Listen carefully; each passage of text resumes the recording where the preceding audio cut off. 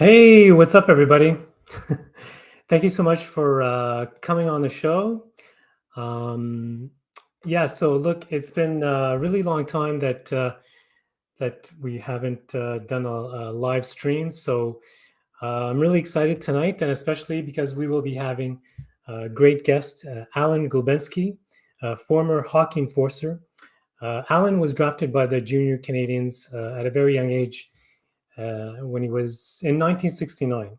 And then he went on to play for the Nordiques and also other hockey teams.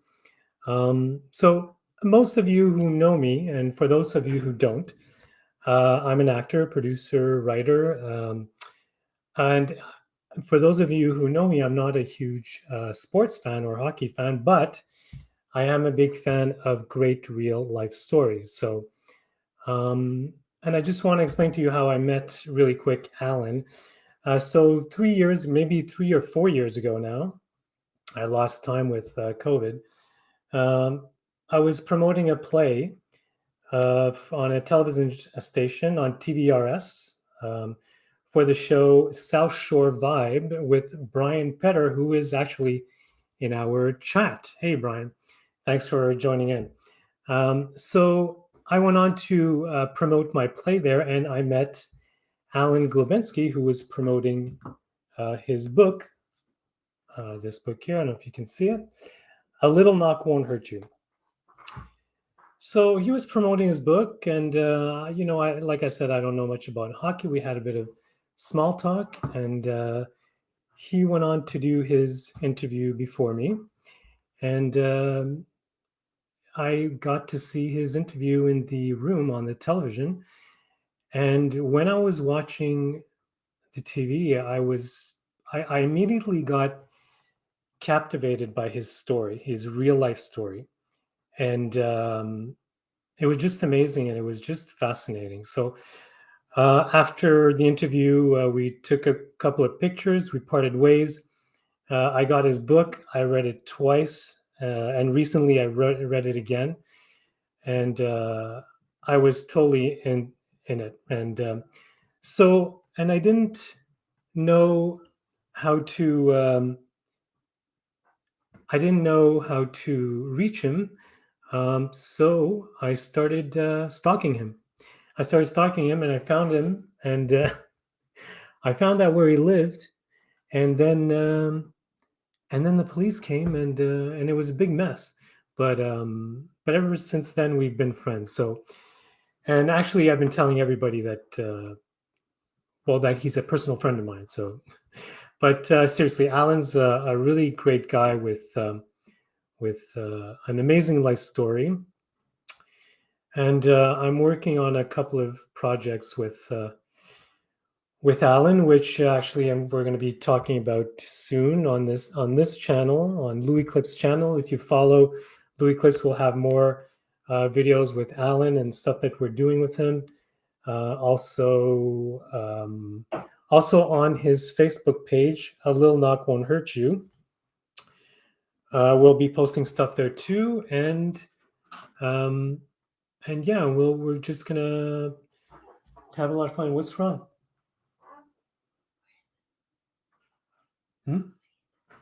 Okay, just hold on.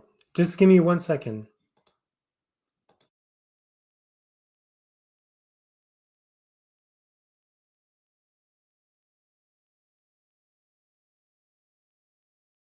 Sorry about that. We had a little technical problem. I just want to make sure, just give a shout out in the notes if everybody can see me, because apparently they couldn't see me in the Louis Clips Facebook page. But I can see a whole bunch of posts here. So I think, just let me check on my phone just to be really quick. And thank you everybody for joining in, because like I said, Alan's a really good guy, and he's a interesting person to talk to, and he had quite a life story to tell. And if you read his book, you can see that he's had an amazing life story. Yeah, so I can see myself there. So, okay. So, so without further ado, sorry for the technical problems there. Without further ado, I'm going to bring Alan in. Luigi. Hey, Alan. First off, thank you very much Thank for you. what you've done, what you're doing, and what you will continue to do. And despite what Brian Petter has said about the music, not elevator music, I love it. It's been great. So Perfect. Thank let's you. get that out of the way anyway. Perfect. Thank you. Let's not be too hard on him, because he's the reason actually we met. But you're right. I do like the music, Brian. Okay. He's laughing. Very nice. Yeah. So, Alan, I thought yesterday you said you were going to wear a 3-piece suit with a bow tie, and what She happened? wouldn't let me out of the house to go get it. It's at the dry cleaners. It's waiting for me, but Okay. don't blame me. Okay, I know. Just kidding. So, Alan, thank you so much for coming on the show and just talking to us. Um, Really, my goal tonight was just to present to everybody who Alan is and why I'm so fascinated about his story. And we're not only going to be talking about hockey, but also what I was really interested in is really your life, how you got into hockey, how all the hardships along the way and all that, and what you went through is very fascinating. And just like to everybody um to see that. I don't, Um, I don't know if we've got time on the show to go all the way through all of that, Luigi, but if no, you're asking you, the questions, you fire away. So you know what, if we don't, I'm planning to do more of these with you. I'm So hey, so there's a lot of people tuning in. Al, Mike Caron says, "Hey Al." used to be a trainer of the Lewiston, Maine Nordiques. Very Oh, it used to be true. yes. Oh, wow. Well, welcome, Mike. Very cool. Hi, Mike. Matthew Yeah. Bigley. Al is truly one of the finest men in the game. His commitment to the mentoring players and coaches was second to none. Look at you. Well, that's Amazing. Mr. Bigley is another little guy that I coached growing up, and at the time, my philosophy back then was the same as now. Uh, no contact is needed or necessary. Go Yeah, out, have fun first of all, and play yeah, the game. yeah, And that's hopefully what we'll get to in the near future. yeah, yeah. Um, so what we're gonna do, yeah, that's it. So I'm just gonna go through a couple of questions, and maybe if I can't follow all of your questions at once, I'll wait a bit till the end and we'll answer them. But please keep chatting in the feed. It's fun to see everybody join in. So, Alan, let's start from the beginning. So, how old were you when you started getting interested in hockey? Well, my mother passed away when I was young, six and a Hmm. half, and back then they didn't have the social kind of things that they had now where they could put you in places. So eventually, my father had to put my older brother and I in an orphanage in Montreal. Yeah. And we spent about a year and a half there. And in winter, we used to play hockey. And that's where I learned never to be a goalie because that was one of the first positions I played. Now, unless you've played goalie, you have no idea what it's like to have somebody shoot something at you, whether it's a bullet or a puck. You want to Yeah. get out of the way, but a goalie has to get in the way.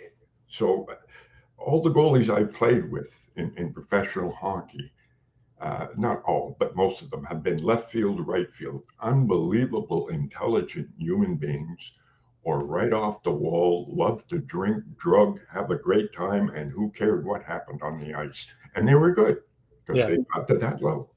But Yeah. I started playing and skating.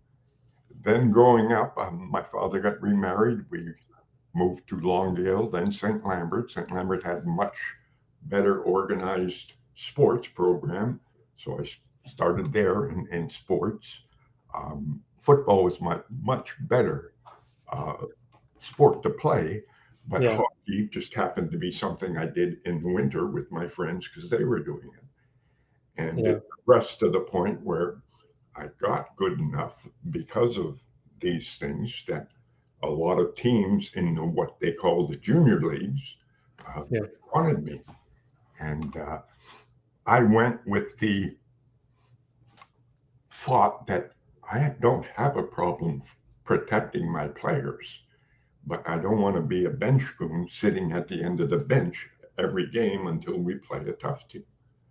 And Yeah. that has been my toughest point that I've had to deal with in all my career. But I did it that way because I can look in the mirror and say, hey, I did it the way I wanted to do it. Yeah. Yeah.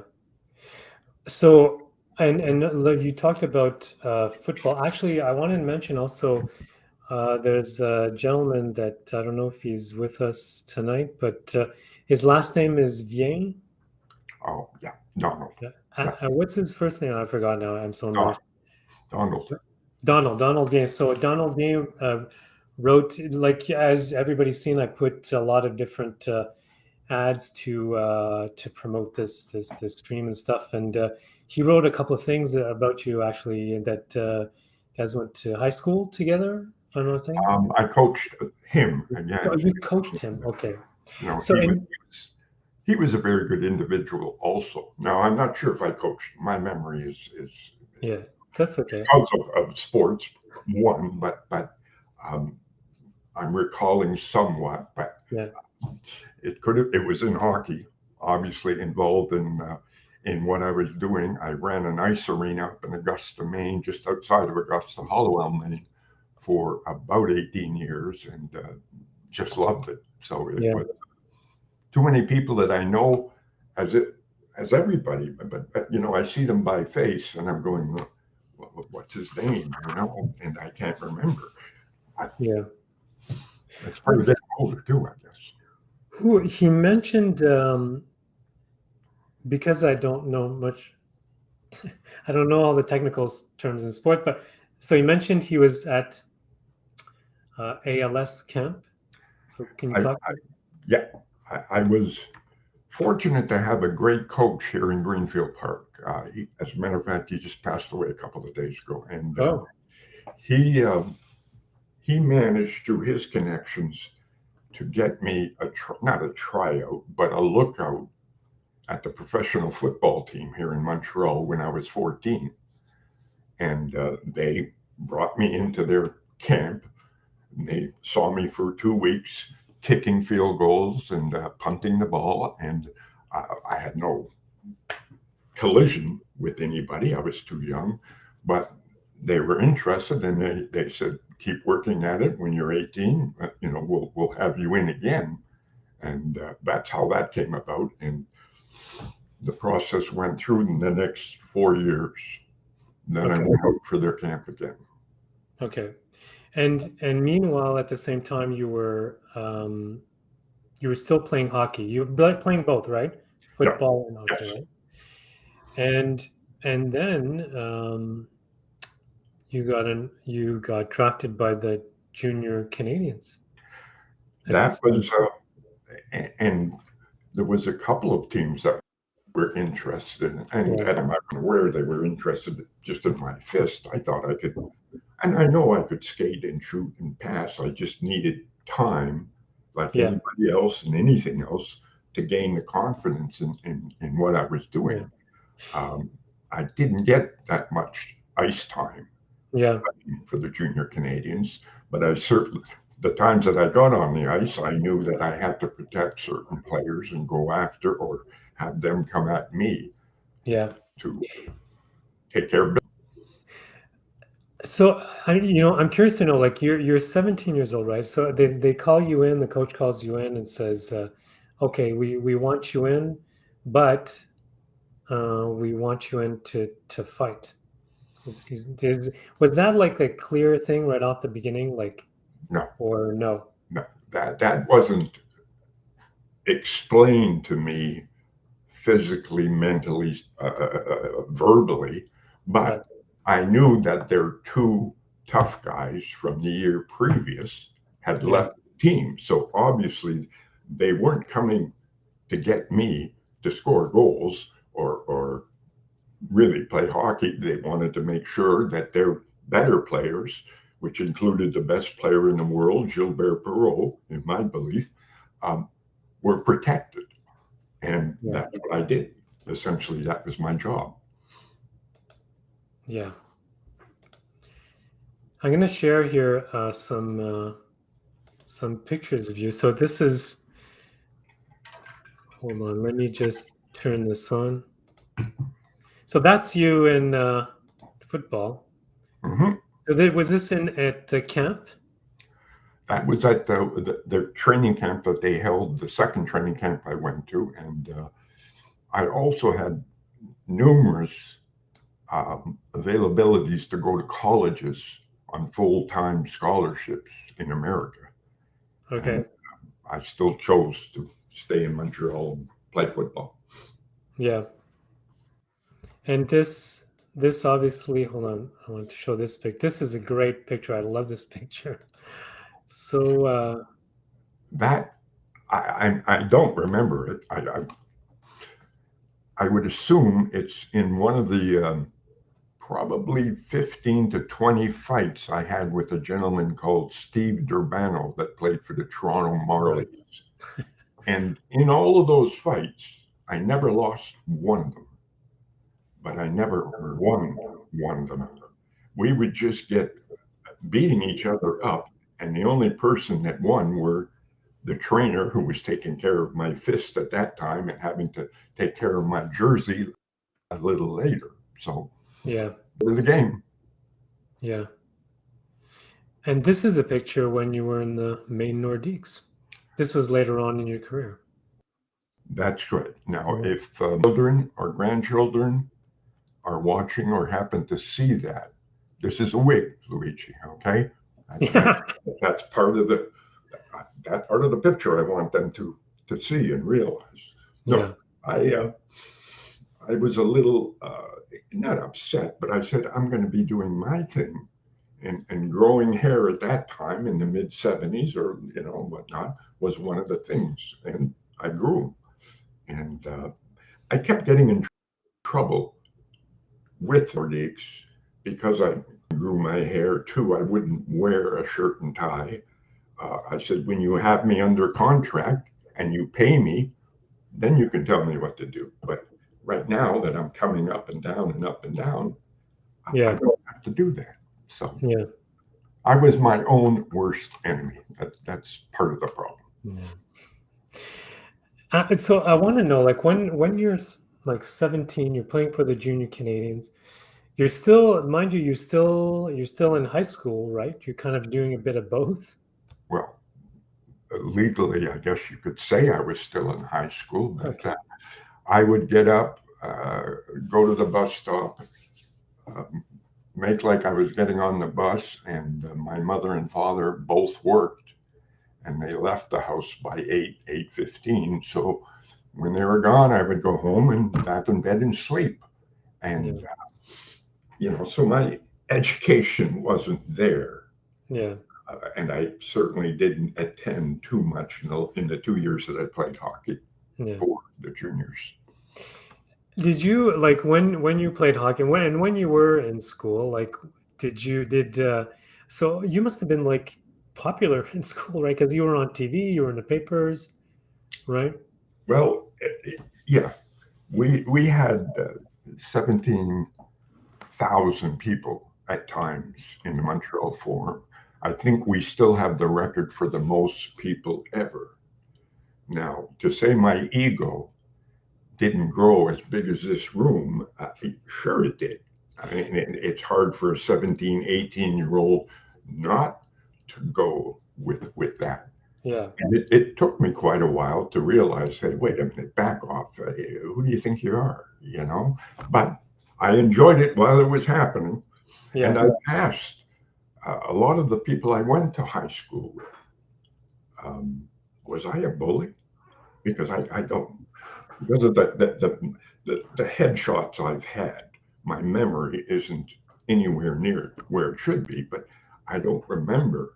I remember the schools and some of the people, but I don't remember how I acted or whatnot. And so far, I've been told no, I wasn't a bully, and it makes me feel good. So, You know what? I don't see you as a bully at all. Um, yeah, I'd see you as a really nice guy in high school. Did well, you did you feel like so you did mention like you felt kind of you had an ego, right? We agree with that. We had an ego. no question.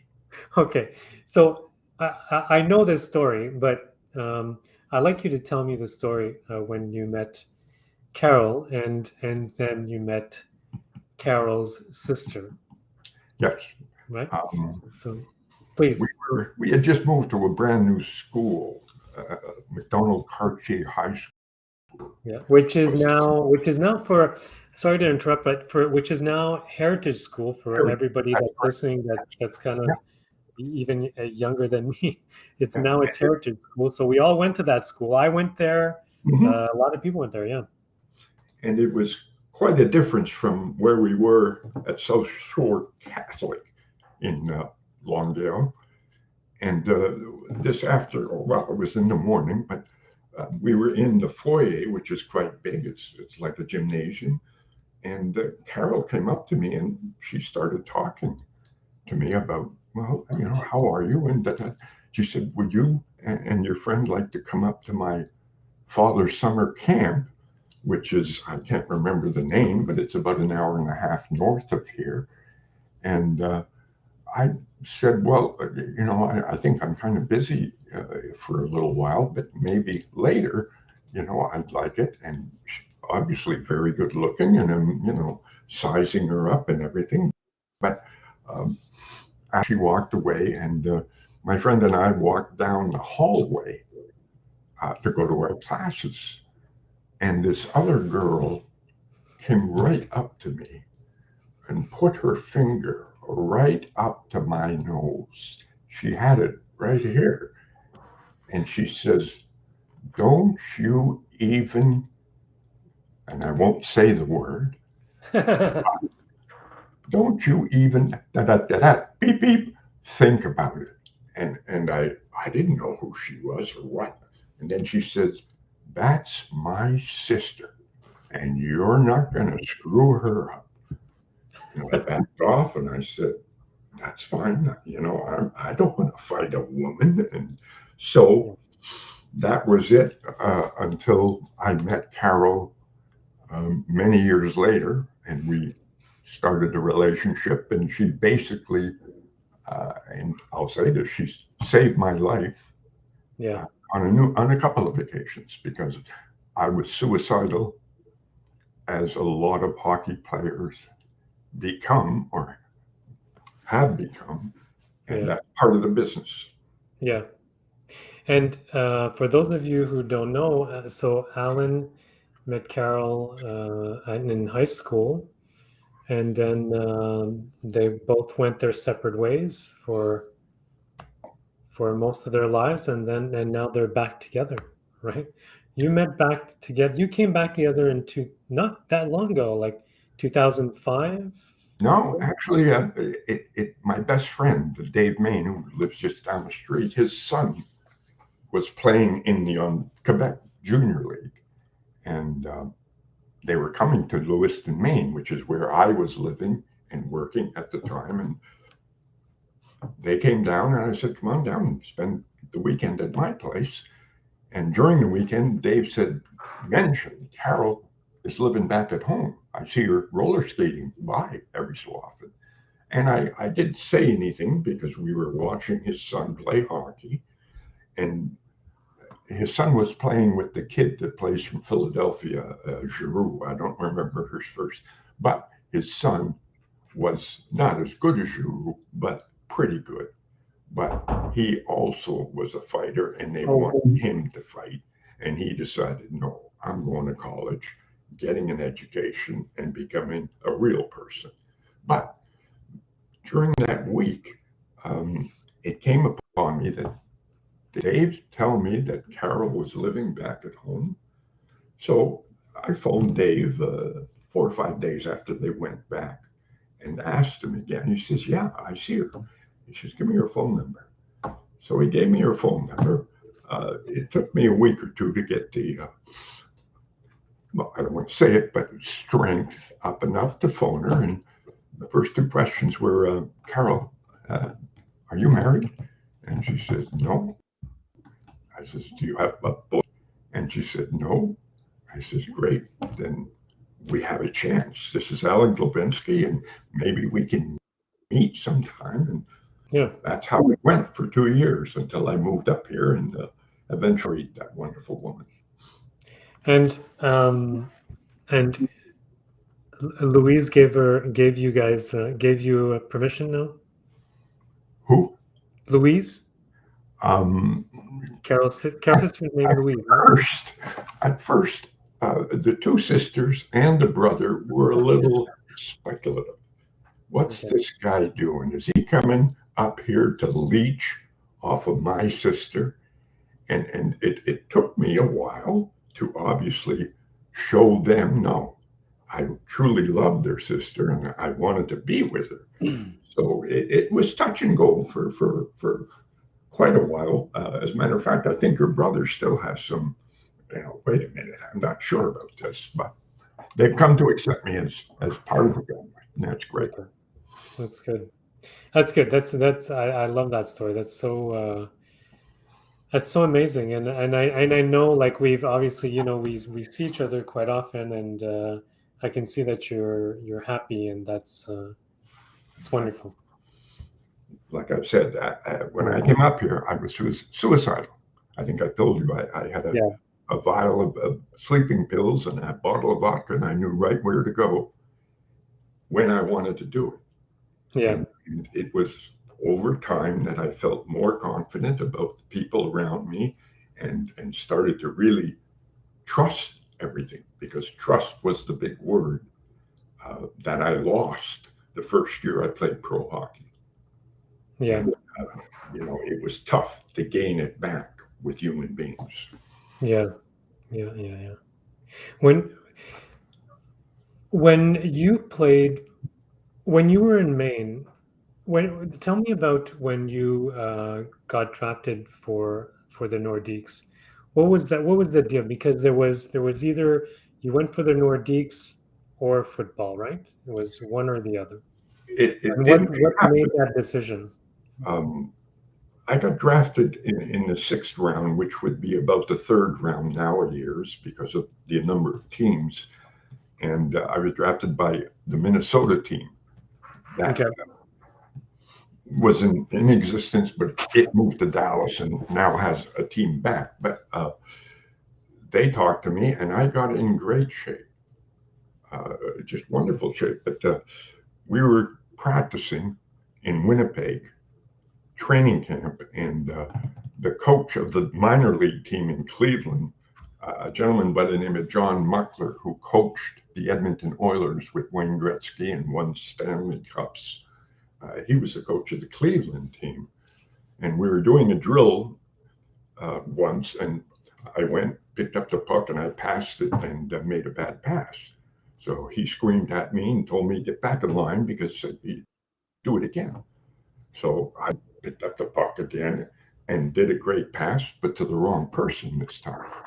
So that made him even angrier. And I don't quite recall the name he called, but that got me. And I just started going at him as if I was going to fight him because I Yeah. was angry and upset that he called me whatever the name. Well, three or four players got me and they, they moved me towards the door to get into the locker room. And I was in the locker room for 10 minutes taking my equipment off. And the trainer came in and said, the general manager wants to see you upstairs. And of course, upstairs, when I went to see the general manager, uh, he had information for the plane I was getting on to go back to Montreal because he no longer wanted me at the training camp. So later on, they found a minor league team for me to play on, and that's how that started. So Okay. And tell me, like, what was the because I know that at one point you had the chance to go to the Alouettes or to the Nordiques. What changed your mind? What was it that changed your mind to go to the going minorities? to that Alouettes camp that you saw that picture at, um, Yeah. I managed, and this was a high school or training camp for people to see where they were going to go to college. But I won the most valuable player of that scholarship camp. So the Alouettes offered me a chance to go and try out for the big team. And I had to get, at the time they were just starting, a lawyer to approve a contract. And this is really weird. Alan Eagleson just happened to be somebody that my father knew. Now, Alan Eagleson was Bobby Orr's person that did his contract. He, he is out of jail now, but he went to jail for stealing his client's money. Yeah, sure. It's unbelievable how much he took from Bobby Orr. But in listening to the decision in his hotel room, he was talking with the general manager of the Alouettes, and they came across and said, "Okay, you're going to get 8,500 to play for the Alouettes. The training camp starts in whatever." So I went to training camp. I think it was in Chambly or Richelieu, and was trying out and doing pretty good. And I decided I'd phone home, and my father said, "Are you sitting down?" I said, "No, why?" I says, "You want to sit down to hear this?" So I said, "Go ahead." He says, Marcel or Maurice Filion from the Quebec area just phoned. They've got a new team in the World Hockey Association, which had just started then. They had signed Bobby Hull for $1 million and then started to sign other NHL players. So my father said they're willing to give you $5,000 just to sign the paper, and then $20,000 a year for 2 years guaranteed. Now that at the time gasoline was 23 cents a Yeah. gallon. So So what year are we talking about? Like 70, probably 74, I think 74, right? 73 or 74. I'm not quite sure. But I went and talked to the coach of the Alouettes, and I explained the situation to him in detail, the same as I'm talking. And he looked at me and he said, "What are you doing here?" As if to say, "Go and play hockey. What are you doing?" So that's how I got involved in pro hockey. Okay. That's that's amazing when you think about it today. I mean, the money. So and tell me what was the first thing you? So obviously, it's a lot of money. You're young. We're in 1974. What was the first thing you bought? Did you go out and buy a car? I certainly did. What kind of car did you Brand buy? new Volkswagen um, Bug. And Nice. it was aqua blue and just beautiful. I loved it. So, but that was my first purchase, along with 4 or 5 suits that were ungodly. They were like Don Cherry used to wear Right. TV. They were very different from, and I Right. guess that's just my personality. So Alan, as an enforcer, really their job is to protect the star players, right? And that's what you did, right? You knew, like, every game you knew that, you'd probably get into a fight, and some of them might be pretty brutal. Um, I mean, was there times that you were scared, or it was always like, this is my job and I'm going to go out there and just do it? well, I'm going to speak just for myself, Luigi, Yeah. but I would imagine most anybody that is in the situation of being a policeman or a tough guy has some fear going through him. The Yeah. amount of fear depends on, I guess, the intelligence level or whatever the emotional level of that person is. With me, there was a lot. It manifested itself with the amount of drinking I did during the week or before the game, even the night before the game, sometimes the day of a game. But for some reason, and can't, and probably will never be able to explain it, the minute I got to the rink, there was a transformation. Okay, I'm here to do my job. That's what I'll do. And I was ready to go out and perform on the ice. When I played in the minors, I played regular and I did okay. I could skate, shoot, pass, score once in a great while, but I Yeah. fought a lot to protect my better players. That was my job. Yeah. And Quebec wanted me to do that, but they didn't want to give me the ice time to be able to prove that I could eventually become a satisfactory hockey player. Sure. Sure. And I mean, as everybody, well, most people know, but for those that don't, I mean, back then, no helmets, right? No, no helmet, Most of it. and most of us didn't really have much in here. But yet again, back then, and even football is guilty of this. They knew that brain damage in the long run wasn't good for anybody. Yeah. Now, any collision, your head is in a cranium, and you could bang into the wall, we could bang into each other. Your brain doesn't have brakes and it doesn't have eyes. It will hit the front, the back, the side, the up and down, and every one of them causes a little bruise. Mm. The more you get of them and where they are will affect some part of the way you act, react, or whatever as you grow older.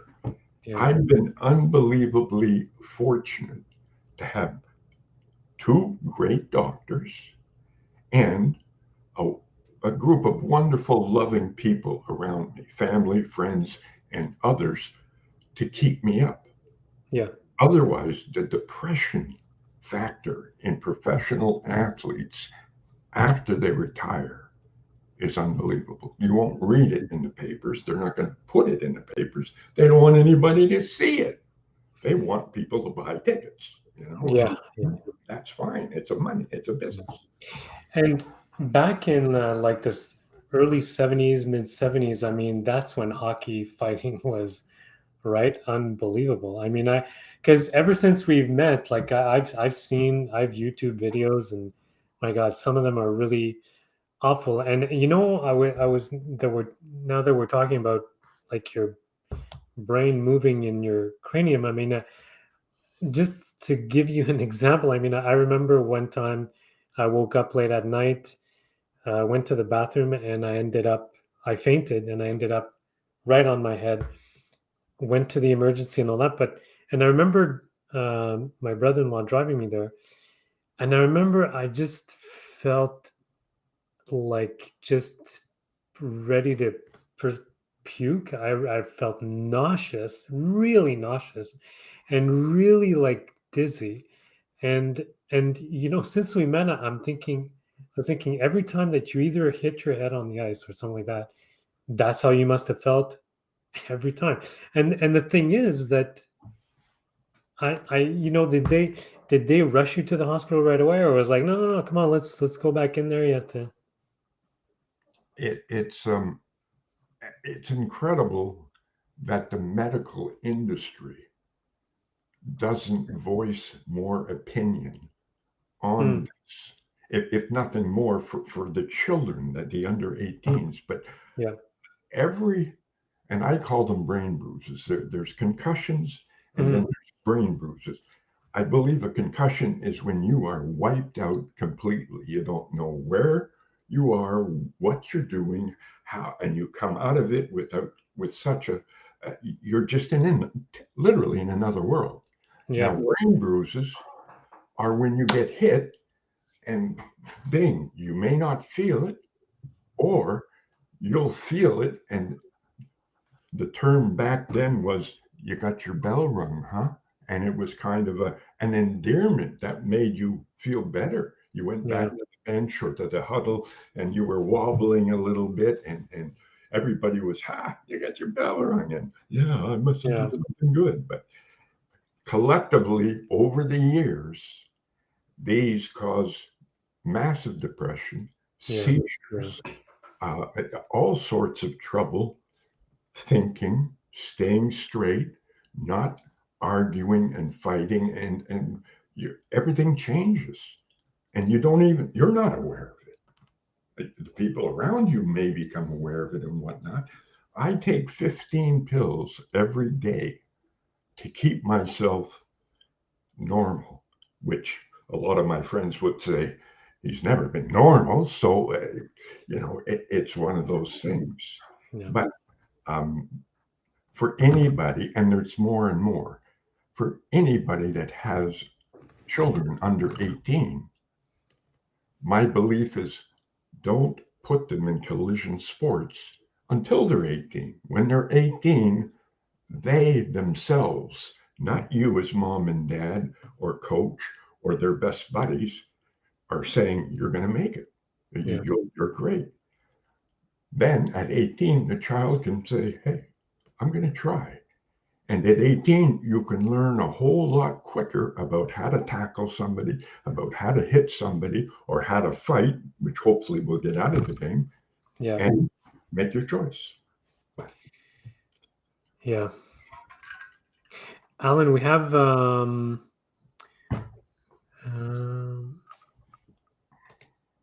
we had a lot of people chiming in.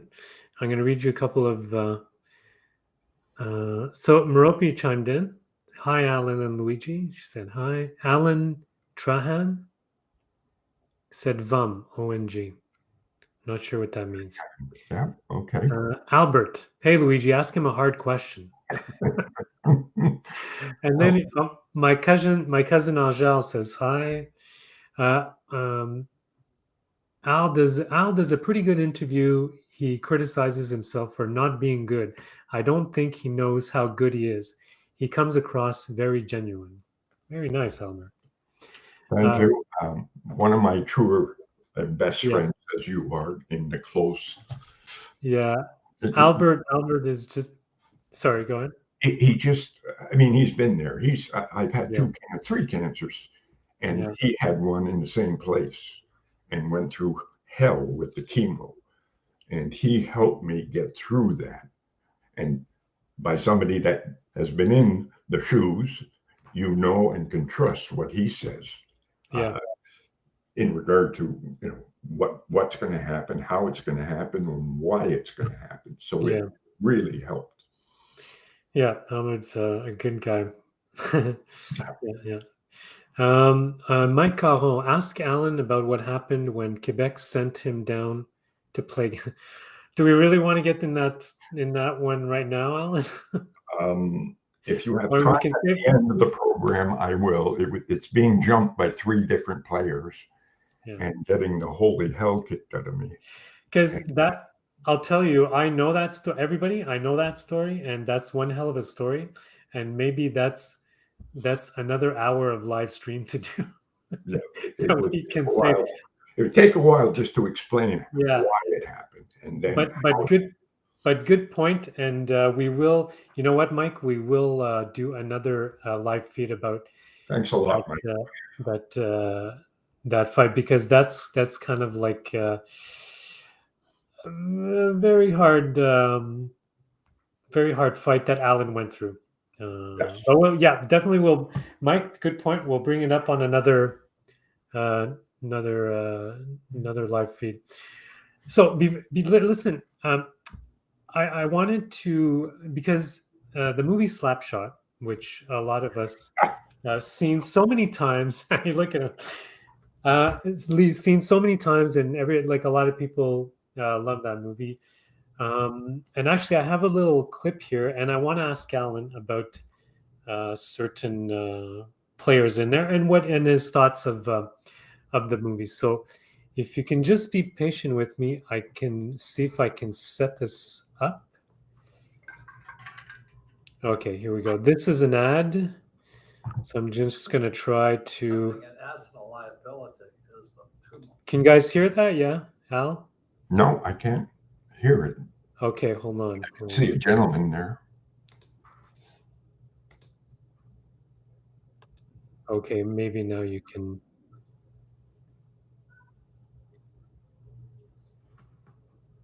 Are the two most important words? You heard that? No, it's still Nope. too low. It's too low. Okay.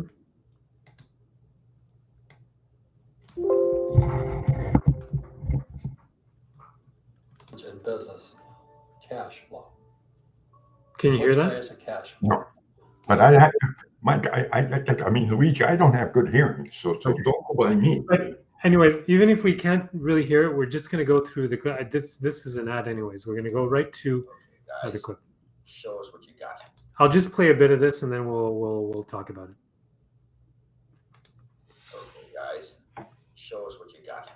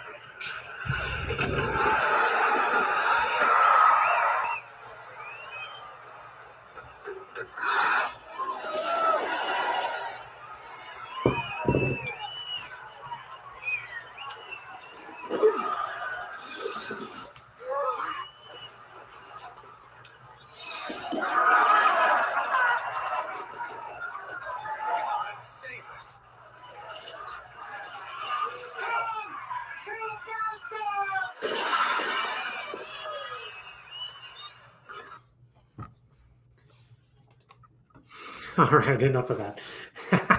So, okay, I want to ask you first question. How like you've seen the movie, right, a couple of times, I imagine. How close to that was to your fighting and Well, we lived that movie. Now, yeah, that movie was taken from the league that a gentleman by the name of Ned Dowd, who graduated from Bowdoin College, which is one of the more elite colleges in the Northeast, then went on to graduate with his PhD or whatever from McGill College. Then he signed a pro contract and ended up, I think it was in Utica, New York, or Johnstown. Johnson, yeah. Movie was, and his sister happened to come down one weekend and watch the games. Now she videotaped the games because she also is a very intelligent person. They wanted to make a documentary on violence in hockey. Now, this is a story I heard. Whether it's true or not, I'm not sure, but it tends to make sense. They sent that to Hollywood. Hollywood take a look at that, said, wow, we can rearrange this and do that, and out comes Slapshot, which originally wasn't a popular movie, but then Yeah. after a couple of months, just blew right out of proportion and became one of the, I think they're still in the top 10, maybe. I'd like to I'd like to prove your point. The movie came out in 1977, and they say that like the violence and thuggish style play excited the fans. Dunlop retools the team using violence to draw big crowds. So they were saying at the box office that it wasn't a popular movie. The budget for the movie was $6 million, which for today's movies, like that's nothing. But I still in 1977, it was, it was quite a bit of money, but it wasn't like Star Wars money, or you know what I mean, like. Yeah. But they say that it wasn't popular and it didn't do well at the box office. But up to date, and I think up to date was like a couple of years ago because I researched it.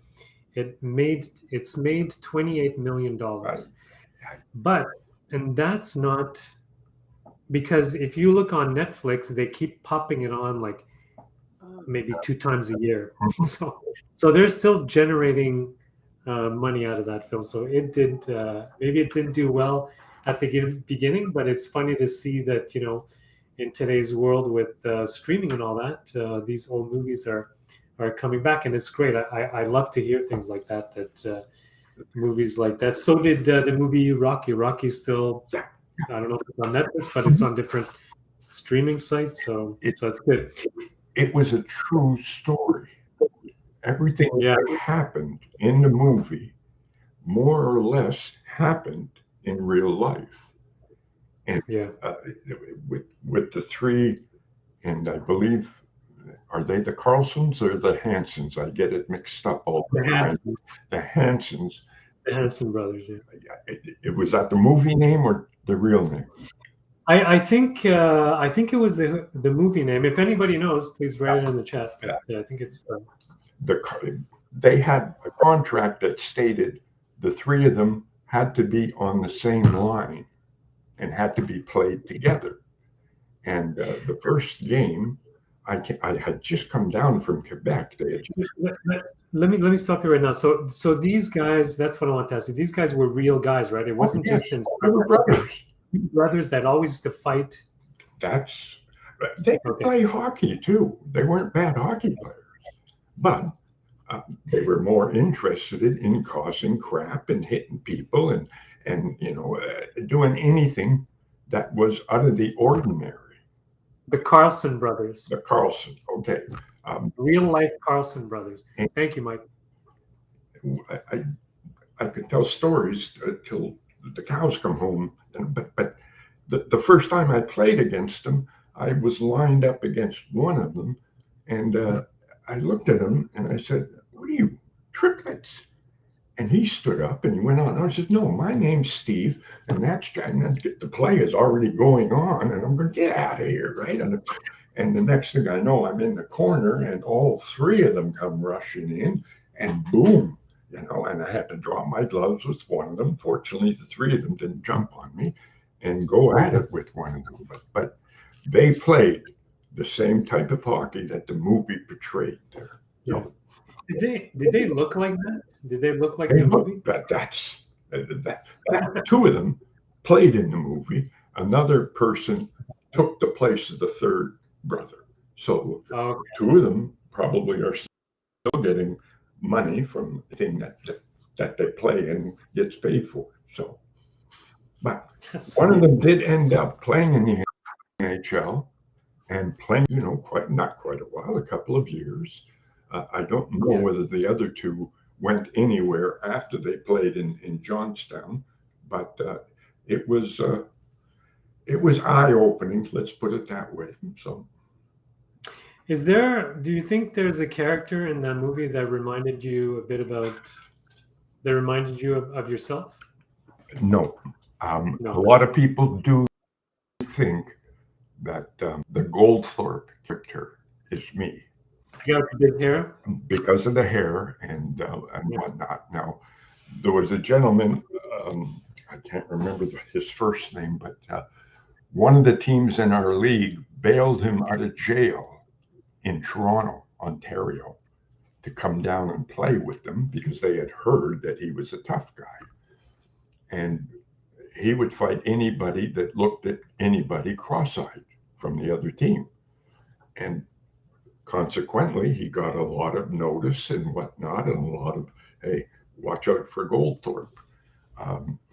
Now, I think, and it was this way I found in all of my career, some tough guys have enough respect with each other that no, I'm not going to go at him unless he really does something stupid, but I leave him alone, he leaves me alone, we're fine. Okay. Goldthorpe just didn't care, but fortunately, we never got together. Now, in the movie, he is portrayed at the end of the movie coming out to play. That is Ned Dowd with the wig. Okay, he got himself into the movie playing the opposite role of what the movie was, because Ned Dowd was a pretty good hockey player. So yeah. I'm gonna watch it probably this weekend, and now that you told me this, I'm gonna pay attention to it. It's cool. So listen, we have a bit of time left. You know what? There's a couple of comments. If you want, we'll just go through them real quick. So, Mike Caron, Dave Hansen played the third brother. That's what you were saying. Okay. Right? Mm-hmm. The real Carson brothers was Dave Hansen. Yeah. Brian too, the Hansen brothers. So Richard MN, great interview, Al. Stay healthy. Richard Hamel. Oh, Hamel. Okay. Yeah. Yeah. Nice. Thank you, Richard. Mike Caron. She was a movie producer in Hollywood when we were talking about. Ned Dowd became, and I believe the sister also had some big time job in Hollywood after the movie came out. They both got jobs, so that was Okay. That's what he was saying.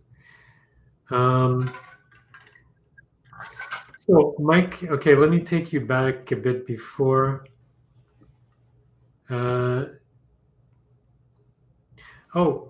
Terry Delaney. Mm-hmm. Terry Delaney, good to see you. You're doing well, Al. Mike Caron, ask Al about what happened when. Oh yeah, that's what we went through that. Albert, love you guys. Mike Caron made me sick when I heard that story. Yeah, we're gonna definitely do a live on that one, Al, if you're okay with it. Scary. That's we said that one. Yeah, that's about it. Good to see Alan McIntyre. Oh, good to see you, my friend. Very good friend from here in Greenfield Park, as a matter of fact. Okay. That's nice. Brian Petter, how you doing, Al? Brian. So, and just so everybody knows, so we didn't talk too much about Maine. So when Al played for Maine, he stayed in Maine for a very good part of his life.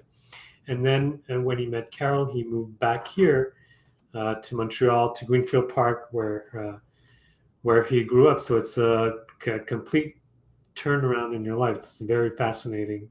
Well, not only that, but there's also been people like you that have entered my inner circle of wonderful people that I love, and you know, it grows and grows as you. Unfortunately, we don't get out as much because of COVID and whatnot. Yeah. But I think the world in and of itself is starting to become, I don't know if you'd call it emotional, but more outward with each other.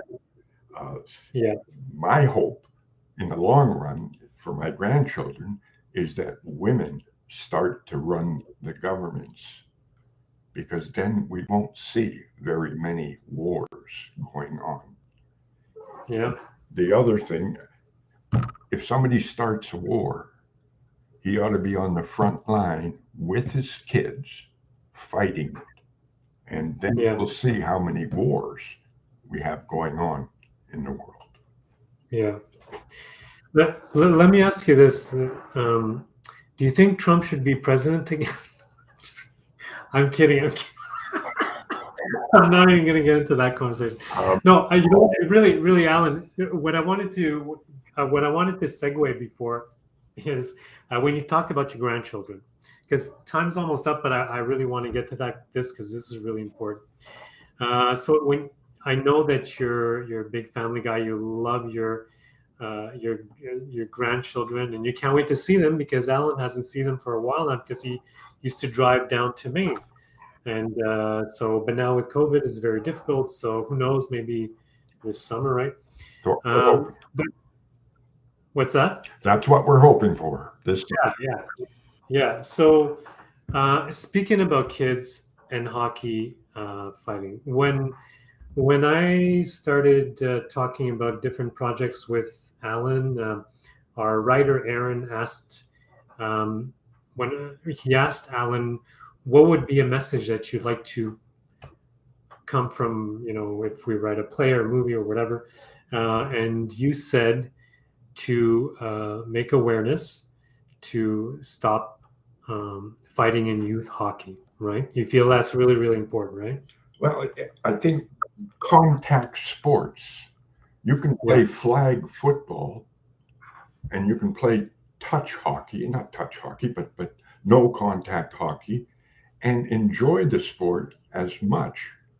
And probably in the long run, and I hope to talk to some of the higher officials about this, it may benefit the leagues in the long run by people staying in the sport, because a lot of times at 14, 15, you don't grow as big as some of these other kids. And if there's any body contact, oh, that this is too much for me and I don't want it. Yeah. Get to 18, you have a little more sense of what direction you're going in. And if you want to pursue a professional career in sports, you go for it. But you Yeah. get pushed into it by people that don't know what it's like to get in there. I mean, the list of problems that I have, and I can go through PS or PTS, post-traumatic stress, I have that. Seizures, I have that. Um, Chronic traumatic encephalopathy, CTE, I have that. It's just a mile-long list. And I'm, as I said, more fortunate than most people that I haven't committed suicide or done something stupid. There's a lot of athletes that have. We only hear about the superstars that commit suicide or whatnot. We don't hear about all the other hundreds that have over the years. But that's the way the world works. Yeah. Yeah. So I think that's I love that you that's a big thought that you have, and I think it's important. And if we can get that message across, I think it's we probably will do that, and I think that's great. Mhm. So yeah, I just want to ask you three last questions real quick, and then I think we're good. This has been fun. Terry Delaney, do you remember Steve Steve DeBanner, he's the one I told you about before. Yeah. I never lost. Maybe I never won a fight, but I never lost one. So Maybe that's another live stream that we're gonna do. Okay, simple, fun questions. What's your favorite movie?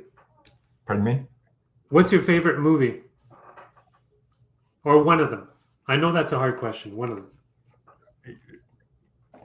I think I told you that my memory is getting to the point where I into the room and figure out why I came there. I get up and take 3 steps, and why did I get up? Or and I have a list. I'm sure I could find written. Yeah. I have a notepad here that I write everything in so I don't forget them. The palest of ink is better than the best of memories. So I can't tell you right now, but if I look through it, I could. Next stream we'll do that. Who's your hero? Who do you looked up to when you were a kid? My brother. Your brother. My older brother basically raised me after my mother passed away, and not only raised me, watched over me to make sure that the decisions I made were thought out properly and weren't confused with, just this or just that. So he took the time to sit down and talk about the pluses and the negatives, and didn't force me, but let me make the choice of, I'm playing hockey instead of football, even though he knew that I would have had a much better career or much better chance at being successful in football. He said he realized, no, money is important too. So he is my biggest hero. Yes. Yeah. Don't tell him that though, because if he hears that, oh my God. Well, now you just said it like live. I'm sure he's gonna catch wind of it. Yeah. I don't have to try to show it to him. I'm gonna pay for this. Unbelievably. So thanks a lot. He's gonna call you. He's gonna call you every day. Hey, remember what you said on that live stream about me? Yeah. Well, I just want to remind you. So yeah, Mike Caron, you can probably still kick my head. So so that's it. Thank you so much, Allan. It was so much fun doing this. My pleasure. I love it, as I do you. Anyways, like I said to everybody, me and Allan are working on a lot of different, well, not a lot, just 1 or 2 projects, which we which we'll be announcing on this channel and on Allan's book Facebook page. And if you want to get the book, Little Knock Won't Hurt You, Yes. it's a very good book. I read it 3 times now, and it's really, really a good life story. Even if you're not a hockey fan, I read it 3 times, and I'm not a hockey fan. So you can go on his Facebook page. Email me.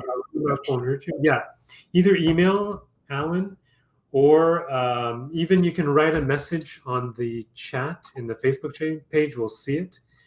If you can't find anything of that, you can message me or message Allan. We'll figure something out for you. Great. Appreciate it. Yeah, no problem, my friend. Okay. So have a good evening. It was great talking to you, and thank you so much, everybody. And please follow Louis Clip's Facebook page. Please follow A Little Knock Won't Hurt You Facebook page. We're going to be posting other things on that. Sam Dunbar says, hello, Al. Hi, Sam. How are you, buddy? And All great people. So Brian says good night. thank you. All right, bud. We'll talk to you this week. Yes, sir. Bye, everybody. Take care. Bye. Ropi says, great show, gentlemen. Loved you listening to your stories. Very nice. Bye, guys. That's good. All right. We're out of here. Thanks, Luigi.